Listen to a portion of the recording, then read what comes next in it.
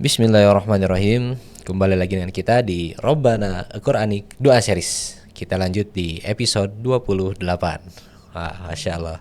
Jadi baru mulai Kang Faisal udah senyum-senyum ini. Saya curiga ada apa ini Kang.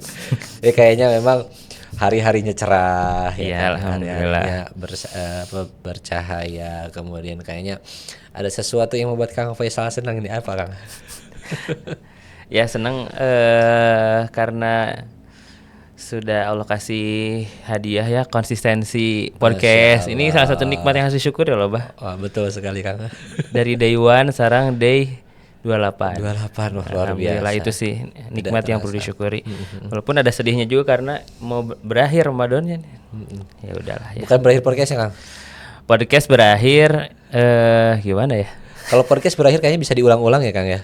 Ya, mungkin momen atau kebersamaan dalam proses syutingnya mungkin yang akan dikenang mungkin ya. Diingat gitu. Oke. Sebelumnya Kang Faisal mau tanya boleh Kang? Iya boleh, Abah. Kang Faisal anak keberapa dari berapa bersaudara? 2. Anak pertama dari 2 bersaudara. Anak pertama dari 2 bersaudara. Waduh, saya kebalikannya. Kalau Kang Faisal ini anak pertama, kalau saya anak terakhir. Anak kedua. Anak terakhir tidak. Oh, terakhir. Tapi dari 6 bersaudara. Dari 6 bersaudara. Oh, bungsu Abah. Ya. Ibu saya anak pertama dari 12 bersaudara. Jadi lebih banyak lagi. Anak pertama.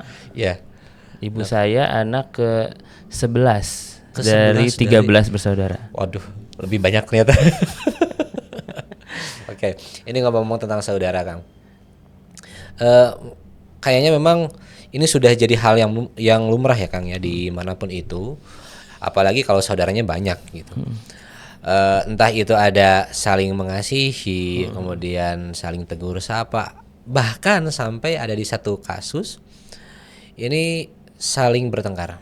Dan ada yang pertengkarannya itu biasa saja, ada yang sampai di taraf yang mohon maaf menghilangkan nyawa.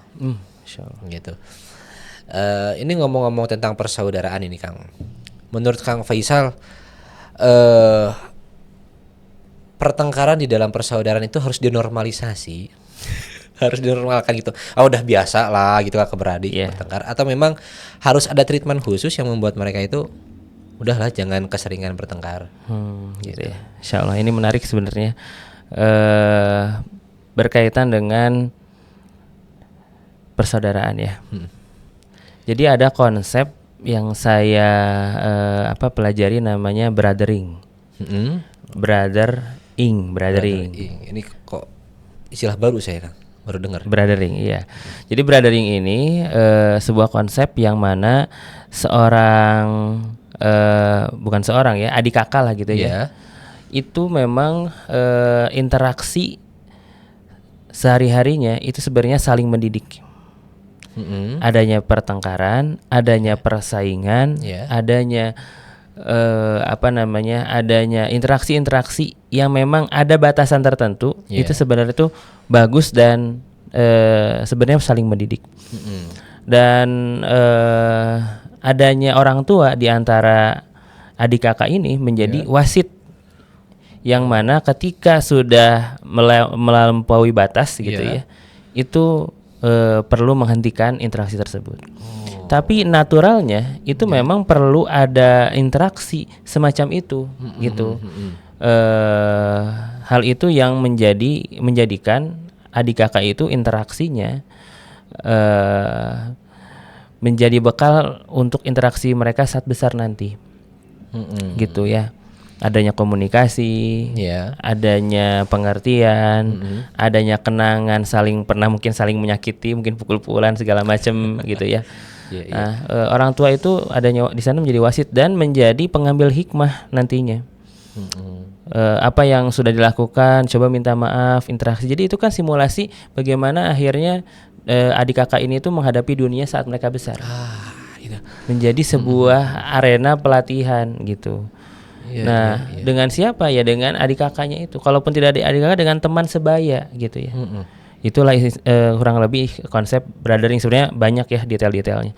Cuma yang saya pahami, pendalaman adik kakak ini dalam interaksinya pasti banyak gesekan-gesekan gitu mungkin kalau dilihat dari sudut pandang orang dewasa ya. Iya teh berantem terus atau ini teh tidak akur gitu ya, padahal itu proses pendidikan gitu ya. Kan kita mungkin pernah mendengar istilah kullu ma yarahu talamiz wa ma yasmaunahu min aswatin.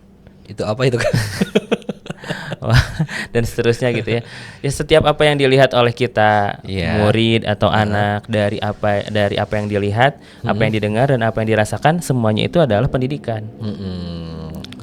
Dan pertemuan antara dua manusia yang sedang berkembang ini adalah pendidikan sebenarnya.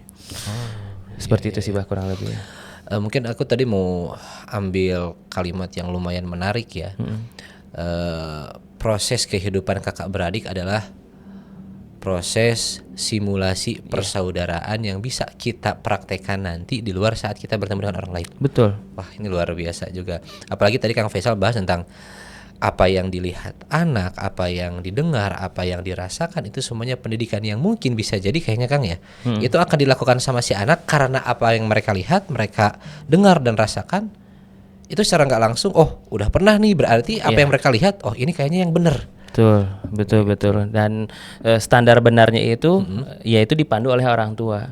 Ya betul. Adanya peran orang tua untuk memandu agar mengetahui mana yang salah dan mana yang benar. Saya baru paham ternyata kenapa kok di dalam tayangan TV biasanya di sampingnya itu suka ada R sama RBO gitu. Remaja dan bimbingan orang tua, ternyata memang harus dibimbing sama orang tua mana yang baik dan mana yang tidak. Ataupun setelah nonton nanti yuk ambil hikmahnya apa. Nah, betul. Gitu ya. Jadi saya yakin setiap tontonan yang baik pilihan dari orang tua itu bagus, tapi harus dikristalisasi setelah ditonton, setelah kita misalnya dengerin kajian atau liburan kemana, pasti ada episode-episode yang bisa kita ambil pembelajarannya, Bah. Nah, sekali lagi ada peran orang tua. Kakak adik berantem tuh saat kecil, yaitu ada tetap perlu ada peran orang tua di sana yang untuk menjadi penengah gitu dan pengambil hikmah nanti setelah mereka berantem atau apa gitu. Nah, mungkin aku mau coba tanya Kang. Tadi kan Kang Faisal membahas tentang ini adanya peran orang tua.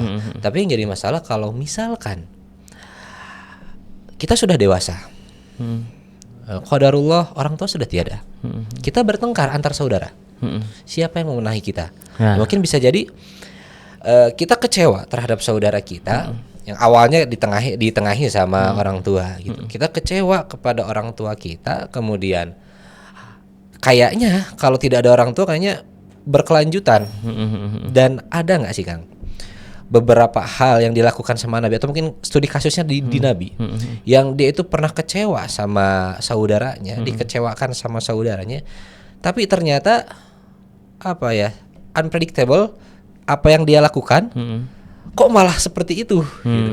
Atau mungkin bisa jadi bukan air susu dibalas air got gitu kan. Tapi air got ini dibalas sama air susu. Kira ada nggak Kang kisahnya seperti itu? Ya memang kalau konteksnya tadi ya, kita sudah besar, kita punya saudara, kita nggak suka, itu berkepanjangan. Banyak kan kita itu merasa saudara dengan bukan saudara kita, dan kita merasa asing dengan saudara sendiri. Ini kalimatnya menarik sekali nih. Ya, mungkin bisa aja. Saya mohon maaf speechless banget pas barusan kalimatnya terlontar dari Kang Faisal. Ini banyak curhatan dari orang-orang remaja sekarang atau mungkin orang-orang dewasa, Gen Z, milenial mungkin, dan sedang merasakan itu.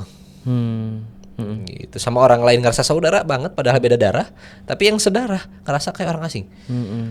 Nah makanya itu kan sebenarnya keresahan ya. Padahal Nabi SAW sabdanya kurang lebih seperti ini, khairukum li ahli gitu kan. Jadi yang emang terbaik dari antara kalian tuh yang baik ke keluarga. Gitu ya. Karena ujian keimanan dan ketaatan kita pada Allah itu memang dari orang yang terdekat, kita bisa nggak baik sama orang-orang ini. Gitu kan. Bukan khairukum li komunitas, li teman SD, li WA group, li teman kampus atau yang lain-lainnya gitu ya. Tapi kita itu menjadi standar parameter baiknya kita itu harus dimulai dari keluarga kita. Makanya prioritas sedekah dari ke keluarga dekat dulu. Betul. Terus ku anfusakum wa ahlikum naro, yang perlu dijaga dari api neraka pertama kali siapa? Keluarga. Dan seterusnya. Jadi memang itu ujian, tapi kita perlu upayakan gitu. Kita perlu upayakan menjadi concern keluarga itu yang nomor satu. Kenapa? Segak suka kita, sebetenya kita, semarahnya kita, itu tuh udah Allah emang arahkan. Tapi semampu kita untuk mengasih tahu gitu ya, untuk bersilaturahmi, untuk berbuat baik dan seterusnya. Setidak sukanya kita, kalau kita tetap menjaga hubungan silaturahmi terjalin, ini kondisi sudah besar ya, sudah tidak ada penengah dalam tanda kutip. Betul. Allah pasti akan balas semua apa yang kita upayakan, itu dengan sebaik-baiknya balasan, insya Allah. Karena kita mengupayakan hal yang kita berat menjalankannya gitu loh. Nah, kalau misalkan case-nya Nabi gimana gitu ya? Ada nggak sih Nabi yang bete, yang marah gitu sama saudaranya? Siapa kan mungkin kita tahunya Nabi itu penyabar banget gitu. Ya kita mau coba contoh akhlak Nabi yang seperti itu, tapi ya in case gitu kan. Oh iya. Ada sebenarnya Nabi Musa lagi ya. Nabi Musa lagi. Makanya kemarin betul berarti yang kita bahas, Kang, relate banget sama kehidupan kita sekarang. Marah sama Nabi Harun. Nabi Harun kan saudaranya ya. Iya. Gara-gara ya itu yang waktu kan gini ya. Kita coba lihat dulu pembagian tugas Nabi Musa dan Nabi Harun. Iya. Emang dakwah itu emang enak banget kalau ada partner yang cocok. Dia mengerjakan apa yang tidak bisa saya lakukan, saya mengerjakan apa yang tidak bisa dia lakukan. Atau bareng-bareng dia dan saya bisa bareng-bareng mengerjakan hal yang sama dan bisa menguatkan. Ya, polanya terserah bagaimana, tapi konteks Nabi Harun dan Nabi Musa ini, Nabi Musa itu orangnya tegas, ditakuti sama Bani Israel, bisa mengarahkan, bisa menginstruksikan, tapi lemah dalam komunikasi secara verbal, secara pengajakan yang membutuhkan pemahaman dan seterusnya. Intinya di komunikasi itu agak kurang, tapi Nabi Harun kuat gitu. Mohon maaf Kang, yang Nabi Musa agak susah komunikasi itu yang kemarin kita bahas, yang Nabi Musa memakan itu bara api ke dalam mulutnya, kan itu membuat Nabi Musa sampai berdoa ini kan, wahlul uqdatam min lisani, ya Allah hilangkan kekakuan dalam lidahku kan, lisanku itu. Nah, pembagiannya gitu tuh. One day Nabi Musa dapat instruksi ke Bukit Tursina untuk mendapatkan wahyu langsung dari Allah kan, yang itu. Nah, episode itu Bani Israel sudah melewati Laut Merah, sudah diselamatkan, sudah tinggal di sebuah tempat, ya kan, sudah aman. Ya kan, ini mah logikanya lah kita diselamatkan dengan sesuatu yang ajaib gitu ya. Iya. Kira-kira kita semakin percaya nggak sama Allah atau enggak? Kalau secara logis ya Kang, ya harusnya makin dong gitu. Karena kita melihat kekuatan yang nggak bisa kayaknya kita lakukan, tapi terjadi, dan ini kayaknya ada sesuatu yang lain yang ngebantu, ya otomatis harusnya percaya. Harusnya makin percaya ya. Betul. Semakin percaya dengan keajaiban mujizat yang Allah titipkan ke Nabi Musa gitu. Betul. Tapi ya itulah Bani Israel. Ada aja gebrakannya. ada aja gebrakannya saat itu. Nabi Musa tinggal dititip ke Nabi Harun. Nabi Harun titip ya Bani Israel. Jangan sampai aneh-aneh lagi. Jangan sampai syirik. Terus jaga ibadah dan seterusnya. Nabi Musa kan ke Bukit Tursina bukan wisata, bukan studi banding. Bukan studi tour, ya kan? Iya, betul. Iya kan? Betul. Nabi Musa ke Bukit Tursina itu untuk mendapatkan wahyu. Gitu ya, untuk mendapatkan wahyu. Beres interaksinya dengan Allah, mendapatkan wahyu-wahyu, ya wahyu itu kan masuknya syariat, arahan dari Allah seperti apa dan seterusnya. Pas balik, kok awalnya tentram, oke ibadahnya, tiba-tiba menyembah patung sapi. Aduh. Apa ya? Sebentar. Patung sapi ini kalau nggak salah namanya itu Samiri ya? Yang itu, iya betul. Si patung sapi ini. Tahu-tahu ya ada. Sebenarnya Samiri itu kan yang membuatnya ya, tapi dinisbatkan ke sana. Bingung kan Nabi Musa teh? Coba bayangin ya, abah nitipin misalkan amanah ke kelas gitu ya. Ini kelas jaga ya anak-anaknya, jangan sampai ini nilainya yang harus bagus. Abah teh misalkan mau haji gitu 3 bulan. Amin. Sekitar 45 hari lah. Pas balik lagi nilainya jadi jelek. Terus tiba-tiba ada yang pacaran misalkan, ada yang apa-apa segala macam. Gimana reaksi abah ke orang yang dititipin? Ya jujur kecewa, marah sih Kak. Marah ya. Mungkin saya langsung panggil, wah marah-marahin. Gitu. Kenapa sih cuma sebentar loh? Kenapa bukannya sama tapi turun kan kualitasnya gitu ya? Kan kita tuh kesal gitu. Betul. Ya itu pun yang dirasakan Nabi Musa gitu. Nabi Musa tuh marah ke Nabi Harun. Kenapa ini jadi seperti ini gitu? Iya. Disalah-salahin dan seterusnya. Begitulah ya Nabi Musa kondisinya saat itu ke Nabi Harun gitu ya. Dan itu dijelaskan di Al-A'raf ya. Kita coba lihat ya ininya. Dari Al-Qur'an surat apa kan? Al-A'raf ya. Nah, coba kita buka ya Al-A'raf dari 150. 150. Saya bacakan artinya. Ketika Musa kembali kepada kaumnya dalam keadaan marah lagi sedih, dia berkata, alangkah buruknya perbuatan yang kamu kerjakan selama kepergianku. Apakah kamu hendak mendahului janji Tuhanmu? Musa pun melemparkan Taurat itu dan memegang kepala, menjambak saudaranya Harun sambil menariknya ke arahnya. Waduh. Taurat dilemparin, terus dijambak. Ngeri. Kebayang ya kan Nabi Musa itu orang terkuat. Kuat ya, salah satu yang kuat gitu. Musa pun melemparkan laut Taurat itu dan memegang kepala saudaranya Harun sambil menariknya ke arahnya, ditarik gitu kan. Harun berkata, wahai anak ibuku, kaum ini telah menganggapku lemah dan hampir saja mereka membunuhku. Oleh karena itu janganlah engkau menjadikan musuh-musuh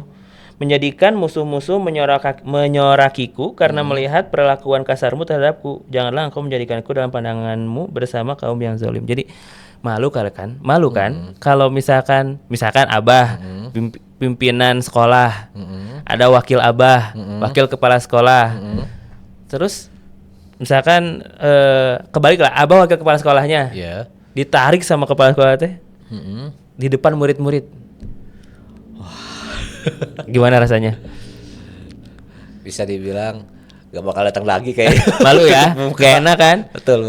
Jadi kita tuh punya harga diri itu diinjak-injak gitu kan sama kepala sekolah itu teh. Ya ini tuh sebenarnya yang dikatakan Nabi Harun emang ada benar adanya, emang kayak gitu. Duh, ini udah dijambak banyak orang gitu, ditarik gitu kan, dilempar Taurat juga kan. Aduh, makanya request di sini, jangan mereka tuh ini alasan dulu ya, bukan alasan, ini kondisi, menjelaskan kondisi.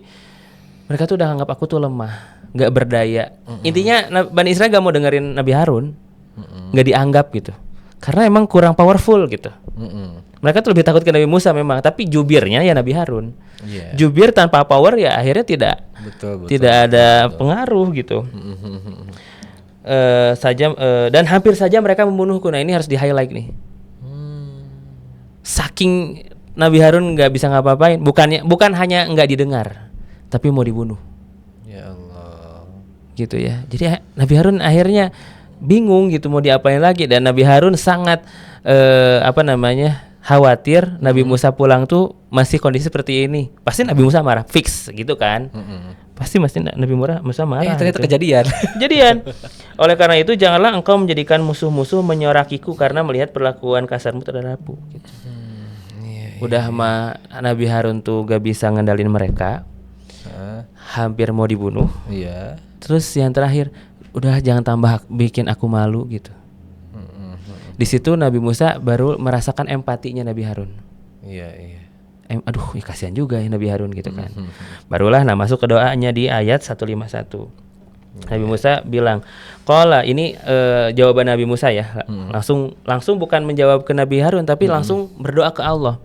Rabbighfirli wa li akhi wa adkhilna fi rahmatika wa anta arhamur rahimin. Dia Musa berdoa, ya Tuhanku, ampunilah aku dan saudaraku, serta masukkanlah kami ke dalam rahmat-Mu. Engkaulah Maha Penyayang dan dari semua yang penyayang. Maknanya apa? Maknanya adalah Nabi Musa minta ampun kepada Allah karena sudah kasar ke Nabi Harun. Nah ini. marahnya Nabi Musa, kasarnya Nabi Musa, hampir-hampir saja tadi kan membuat malu gitu kan. Iya. Gak enak banget malu tuh kan. Di depan orang-orang yang harus didakwahi, harusnya dia itu Nabi Harun itu kan dijaga wibawanya supaya terus didengarkan kan. Ini hampir saja gitu kan bisa menghancurkan reputasinya gitu ya. Udah dilempar, wah itu pasti viral tuh di antara Bani Israel kan. Untung nggak ada HP Kang. Wah itu. Kalau ada HP Diviralkan. diviralkan. Gitu. Tapi ya Nabi Musa minta maaf gitu kan dengan minta ampun ke Allah. Gitu ya. Dan juga minta ampun juga ke tidak performnya Nabi Harun. Ya, Robbik firli wali akhi. Iya.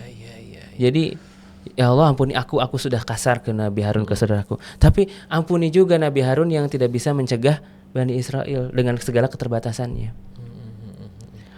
Wa adkhilna fi rahmatika, dan ya Allah masukkanlah kami dalam rahmatmu. Sesungguhnya engkau adalah sebaik-baiknya pihak yang dari segala yang maha pengasih gitulah kurang lebih. Engkaulah maha penyayang dari semua yang penyayang. Nah, ini juga perlu di-highlight ya. Dari kondisi yang tidak ideal tadi, Bani Israel yang masih seperti itu, Nabi Harun yang nggak perform gitu kan, aduh gimana gitu kan. Akhirnya Nabi Musa hanya minta semoga kita tuh dalam rahmat Allah supaya dikasih pertolongan setelah ini. Iya. Gitu. Karena kondisinya berat. Nah, maka di sini pujian Nabi Musa ke Allah ya itu adalah anta arhamur rahimin. Ini luar biasa. Dari engkau adalah maha penyayang dari setiap yang penyayang. Jadi kan itu kita bisa artikan siapa sih yang kita anggap baik gitu. Siapa yang kita anggap ke kita itu jor-joran gitu, ngebantuin kita, selalu ada buat kita gitu ya. Itu tuh nggak ada apa-apanya dari rahmatnya Allah gitu, Masya Allah. Nah, jadi konteks doa tadi ya, Robbik firli wali akhi wa adkhilna fi rahmatika wa anta arhamur rahimin. Ini doa bagaimana sebenarnya konsep brothering itu bisa lebih sempurna. Kenapa? Karena Nabi Musa mendoakan saudaranya. Bagaimanapun kita itu perlu juga mendoakan saudara kita walaupun beliau tidak melakukan salah. Gitu ya. Tapi kita minta ampunkan dosa-dosanya kepada Allah. Karena di sini ada teksnya Robbik firli wali akhi. Kita terus misalkan kakak beradik ini sedang kondisinya tidak ideal, sedang banyak permasalahan, butuh pertolongan.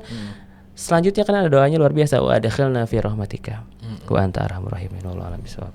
Masya Allah. Jadi memang kalau saya coba ambil benang merahnya mungkin Kang ya, mungkin mohon koreksi kalau salah.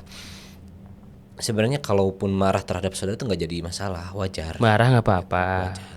Tapi ya mungkin jangan lupa, jangan sampai melewati batas. Iya. Kemudian yang kedua, kalaupun kita sudah marah, jangan lupa juga mendoakan. Doakan untuk diri, semoga Allah ampuni atas apa yang sudah kita lakukan, salah satunya marah. Dan kita juga minta ampun kepada saudara kita, semoga saudara kita tidak mengulangi hal yang sama, dan juga semoga Allah ampuni dosa-dosa yang sudah dia lakukan. Ini indah ternyata ya Kang ya, kalau dilihat dari segi agama Islam. Ya mungkin kan kemarin sempat bahas sama Kang Faisal agamanya Nabi Musa apa gitu. Mungkin saya jawabnya Yahudi gitu kan. Ternyata semuanya Islam dari awal kata Kang Faisal. Nah, mungkin bisa kita katakan bahwa ternyata Islam itu benar-benar indah, apalagi dalam konsep persaudaraan brotherhood tadi yang Kang Faisal sampaikan. Wah, luar biasa. Udah ini Kang? Udah. Berapa menit lagi Kang? Aduh, udah 23 ternyata Kang. Ya. Ini di luar daripada brief ya. Oke. Seperti biasa kita akan closing terlebih dahulu untuk episode 28 ini.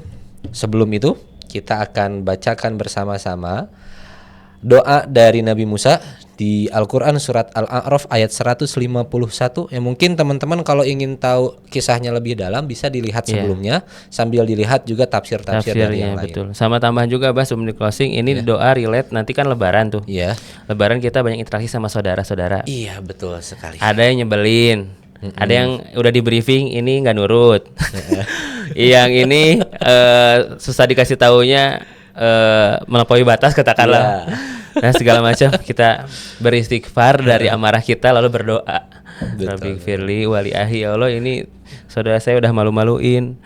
Misalkan bahkan zolim gitu ya, ada kue dihabisin setoples-toples, ada makanan minta dibungkus, padahal itu bisa buat orang lain gitu ya Allah, itu hal kecil lah itu. THR bukannya menunggu tapi ini meminta agresif bahkan ke orang-orang yang tidak perlu diminta misalkan.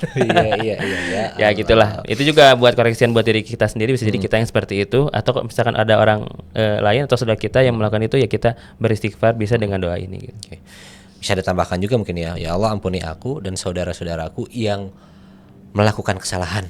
Itu kan kesalahan ininya general Kang ya. Semoga umum. Kita saudara-saudara kita itu Allah ampuni dosa-dosanya. Kita kembali lagi ke sini di surat Al-A'raf ayat 151. Bismillahirrahmanirrahim. Qala rabbighfirli wa li akhi wa adkhilna fi rahmatik wa anta arhamur rahimin. Pesan terakhir dari kita, jangan lupa berdoa.